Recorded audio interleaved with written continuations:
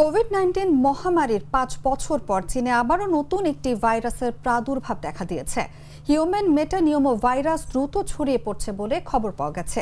অনেকটা ইনফ্লুয়েঞ্জার মতো এই ভাইরাসে এরই মধ্যে আক্রান্ত হয়েছেন অনেকেই। ফলে নতুন করে উদ্বেগ এবং আতঙ্ক ছড়িয়ে পড়েছে। চীনে জরুরি অবস্থা জারি করা হয়েছে বলে খবর ছড়াচ্ছে, যদিও এর সত্যতা যাচাই করা সম্ভব হয়নি। এইচএমপিভি ভাইরাসে আক্রান্ত হলে ফ্লুর মতো উপসর্গ দেখা দিতে পারে এবং কোভিড-19 মতো উপসর্গও দেখা দিতে পারে। এই ভাইরাসের সংক্রমণ দ্রুত ছড়িয়ে পড়ায় স্বাস্থ্য কর্মকর্তারা পরিস্থিতি নিবিড়ভাবে পর্যবেক্ষণ করছেন বলে জানা গেছে।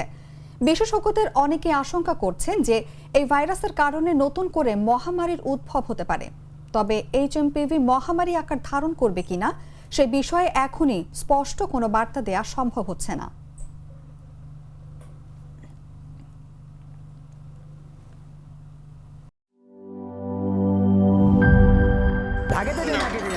বলছিলাম না সস্তা তিন অবস্থা, এবার বুঝো ঠেলা।